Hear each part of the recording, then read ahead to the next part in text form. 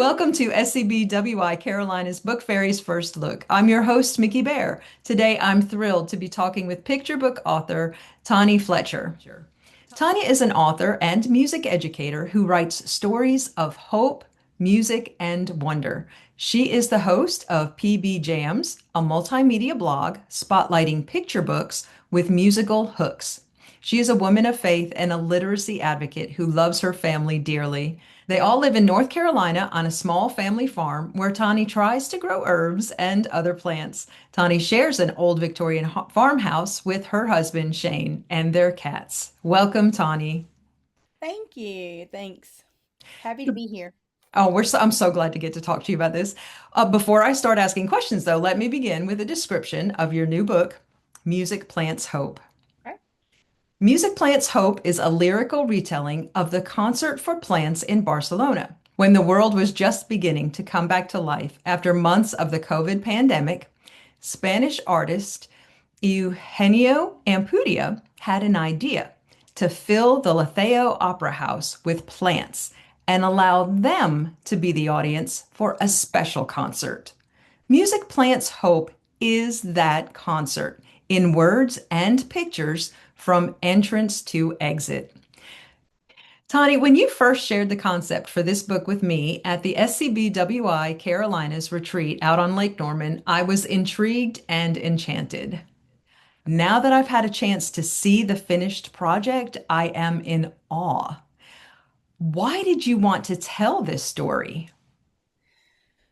Well, the story came to me actually from an agent on Twitter, and I didn't know her, but she had posted the video link of the actual concert. And so I watched the concert and I was like, I could totally write a picture book about this. And the more I thought about it, it was the perfect story for me, not because I'm a strings player, which a strings player probably would have taken a different tact, but just number one, I love music, right? Like it is to the core of my being one of the most precious things to me, and I can't imagine my life without music. Secondly, I'm a music teacher for kindergarten through second. So I thought I could bring an aspect of that concert to life that would be good for kids that are the ones that I'm dealing with, every day. I love travel and culture and all of that. So I thought this was a good story for me, but the bottom line of it all is that I believe with every part of myself that music has healing power and that it can change things and that it is a force of life that we have within us and that it comes out and it shines the brightest when things are the darkest and the hardest. I'm going to jump to like an area here, but that is so profound and so important for us to know. In working with picture books, can you elaborate on what it means to leave room for the illustrator when you're writing picture book text? And I'm sure this was extremely important when you're also incorporating music and doing a concert in writing in pictures. Well, it's so funny, Mickey, because, in the kidlit space, we hear that all the time. And originally, when I came in, it was like, don't tell them the house is yellow. The artist can show that. Don't tell them what the characters are wearing. The artist can show that. And so, I kind of had that concept down pat, but I had no idea actually until I saw the sketches for this book what that actually means. And it was funny because I had just told my husband, I said, I'm so glad that my first book is actually a nonfiction book because, as an author only, text only person, you're trusting another person, with those words. And you have, I don't know, every writer's different, but like I have pictures in my head when I write stories, right? Like I see it as I'm writing, and I know nobody else is going to have those same pictures in their head exactly like I have them. But I thought with this being a nonfiction book, I'm like, well, she has the videos and she has all the pictures, and like there's so much to go on. So I felt like there wasn't as much opportunity for me to possibly feel disappointed, right? So I'm so glad it was nonfiction. Well, then I got the sketches and I was like, holy wow, this looks nothing like what I expected it to look like in the best way, right? Like, not in a disappointed way at all, but like, there's no way in the world that I could have ever imagined in a million years the beauty that Natalia has put onto these pages. And if I had been prescriptive in my writing and tried to say, make sure you look at the videos, make sure you look at the pictures, or, like all the things that I kind of had in my head that she would do and that I know she did. But then she took my words in an artistic direction that I just never would have imagined. So I think when the industry says leave room for the illustrator, what they mean is that the artist needs to have full creative control, not bound by our words, but inspired by our words. And some people have reviewed this book and they've said the art is the main thing. And I would agree with that. The art is the main thing, but the art is only possible because of the text that I created. So they are absolutely interdependent. Having beautiful art that strays or gives a new dimension to our words is does not make our words less, it makes our words more, because it was our words that brought those that art to life, and then they work in tandem to create something I think that is above and beyond what either one of us could have imagined. Well, that is an incredible description. What do you wish other writers understood about the process of moving from novice to published author? Hmm. So when I was early on, and I still feel like I'm early on, I mean, there's so much I still need to learn, and this process is just learn one thing and then learn another thing and then learn another thing, and it just keeps going. But I think early on I had this idea, and I think a lot of people have this idea that if I can just get an agent, if I can just get an agent, like that's going to propel me. I mean, I honestly thought I'm going to get an agent and I'm just going to have all these book deals. Just all I need is an agent because I'm very prolific. Have all these books. It's like all I need is a good agent. And so I have a great agent, and I've had a great agent for 3 years with zero more book deals. And so I think there is so much more to it than just getting an agent. And I think people who are in the querying trenches, I know I was, just hanging all my hopes on that one thing of, getting an agent. And I'm not saying don't do that because I think agents are super important, but I am saying that's not the answer to every problem that you're going to encounter in writing, and that you need to develop that resilience and grit. And I think part of what the querying trenches does is it prepares you for all the challenges that are going to come after that. And I know I've heard so many other authors on this side that have one book deal or 100 book deals or whatever that have said we still get no's. I mean, rejection is still just as much a part of our life on this side of the querying trenches as it was on the other side of the querying trenches. So for sure keep working at it, but don't think that the agent is going to be the one final answer and then you're going to have it quote unquote made in the shade, as they say.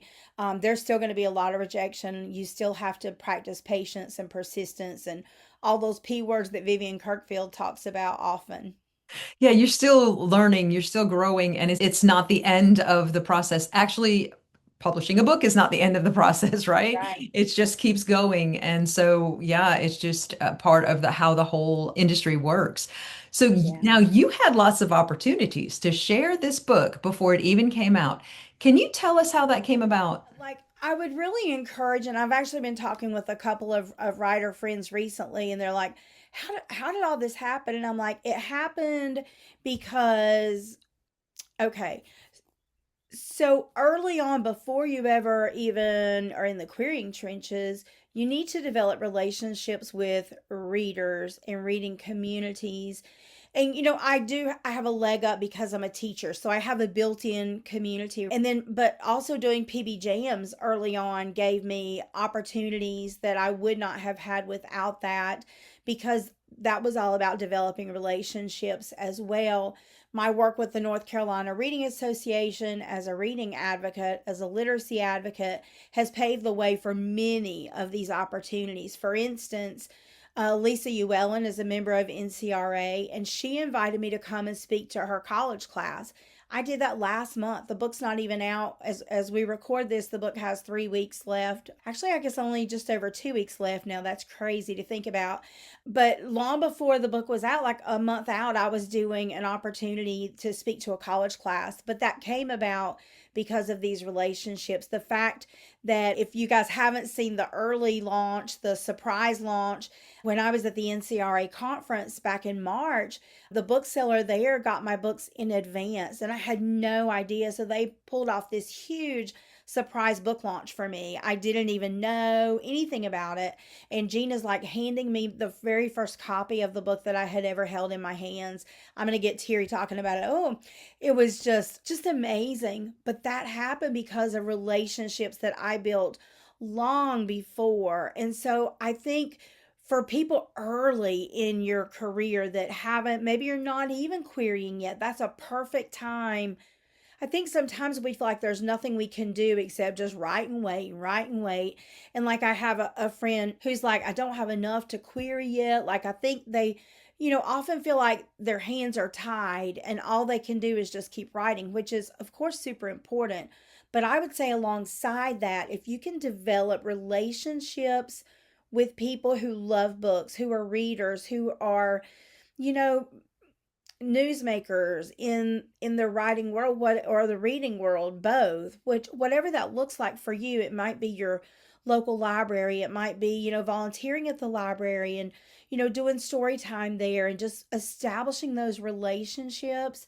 Check out the reading council in your area. If you're in North Carolina, we have, I think, 19, it might not quite be 19 now, but there's reading councils scattered all across the state, and we have the big conference every March. And volunteering with that organization and finding other organizations, bookstores, libraries, teachers, being in the schools, volunteering in the schools, those are things that can get you those relationships that are going to eventually provide some opportunities that you might not even would have thought about. I mean, that's been true for me for sure. This week I'm speaking at a young author celebration in Robeson County, and I'm doing a reading council at Raleigh Wake. And so again, those opportunities, both of them have come about because of my work with NCRA. And again, that's before the book ever hits shelves. Now, you also took a trip to Europe after you wrote the book. Can you talk about how that experience impacted you and how you will be sharing Music Plants Hope? Yeah. So I think a lot of people will take a trip like that when they're researching the book, and that would have been great. But I think having the book first allowed me to really fine tune what I wanted to do while I was there. And it was kind of funny because Shane, my husband, and I, we were planning the trip and we had planned to do Spain. Of course, we were going to talk to Eugenio, and then so we were going to do Madrid and talk to Eugenio and do Barcelona and go to the Liceu. And then we were just going to do some pleasure stuff, like we were going to France for our anniversary because, I mean, hello. And so then I discovered after we had kind of already really planned the trip, I'm like, no, wait, because Puccini is from Italy and we're going to be in Italy and we got to go to where Puccini's from. So we ended up tacking on a little side trip to Lucca, which was, oh, it was so lovely. One of my favorite parts of the trip. And I think what it did is it's given me a richness of experience that I wouldn't have to be able to communicate with children and adults, because I think picture books are for everybody. And I think this is a perfect example of a picture book that's for everybody. It's not bound by ages or stages. But I think it's going to allow me to communicate with people in general things in a way that I wouldn't have. Sitting in a seat in the Liceu is very different from never having sat in a seat in the Liceu. Hearing that music, I walked into that space and I was very sick at the time, but I was not missing my chance to go to the Liceu. We were going to see the opera Rusalka, but when I walked in and the instruments were just warming up and there was just music bouncing around, there weren't a lot of people there when we first came in, and hearing the music just bouncing around in there with the lights and things that I had looked at for so long as I was writing this book and seeing it live and in person, being able to communicate that emotion just wouldn't have happened talking with Eugenio face to face and asking the questions and seeing his face light up and seeing him be so excited for the art, which I was a little anxious about. But he understood immediately that Natalia had made the story good for kids, that she had put kid friendly elements in and things like that. Having that conversation, seeing that light come on in his eyes, going to Luca's hometown, walking through his childhood home, which is now a museum, standing beside his piano. Like, I got pictures, of course, and video, which are going to absolutely make their way into my presentations. But I think more than anything, the emotion of having experienced all those things, just I hope and pray will bring a richness to what I share that wouldn't have been there without that experience. I think that's definitely the teacher in you that needs like that understands that and can use that. That's Yeah, fantastic. yeah. Uh, so what is next for you? What other projects do you have in the works? Well, I wish I knew. I wish I knew what was next. If I had a crystal ball, that would be really, really nice because the waiting is just as hard on this side as it is on the other side of the querying trenches. But I do have a ton of stories and they're just waiting. We talk about well, I do. I talk about getting a book deal or finding that next yes as kind of like a cosmic alignment. And it's not just about having a good story. Like, that's another thing early on. I thought, well, I have good stories. They're good stories. And that's all I need is good stories. But it's not all you need, right? You have to have not just a good story, but you have the right story, and it has to go to the right person at the right time when they're looking for that right story that you have. And if any one of those elements is out of line, then nothing fantastic is going to happen, and you're just going to keep waiting. And so I've been in a waiting pattern for a while.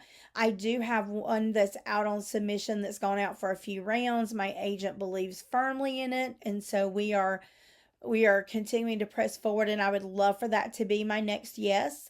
I keep crossing my fingers, and it would be a great follow up to Music Plants Hope. It's another music book. And while I do have a lot of music books, I also have things that are not music at all. But I do think they all fit into that category of stories of hope, music, and wonder, which is kind of my tagline, because I think, number one, the world needs hope. And I think picture books have a great reputation and also a responsibility to always provide hope, even when we're sharing difficult things.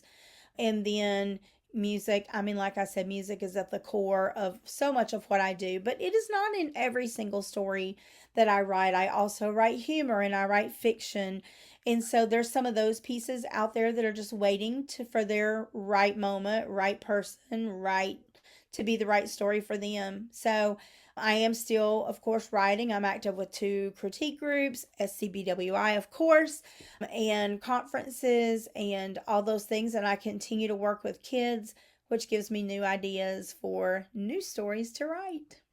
I love it. So we want to stay up to date on your writing and music. How can educators, families, libraries follow your work and stay in touch? Sure. So I have a website that encompasses a lot of that, including PB Jams and more information about this book. It's just TonnyFletcher.com. And also, I'm on like every social known to man, I feel like. I am still on Twitter/X. It'll always be Twitter to me. I am on Instagram, Facebook, Blue Sky. I have a YouTube presence. I have a ton of stuff on Pinterest. My husband calls me the Pinterest queen. So, yeah, so I'm pretty much everywhere. You can just type my name in and I will pop up like magic, and would love to stay up with all my friends on the other side of the screen here. So, yeah, and I'll be on the road this summer. So, across North Carolina and beyond, beyond, beyond, beyond. So, check me out. All that information's on my website on the Music Plants Hope page. Perfect, perfect. Tani, thank you so much for joining me today on Book Fairy's First Look, and congratulations again on the release of Music Plants Hope. Thank you, Mickey, and thanks, SCBWI. I'll see you out there.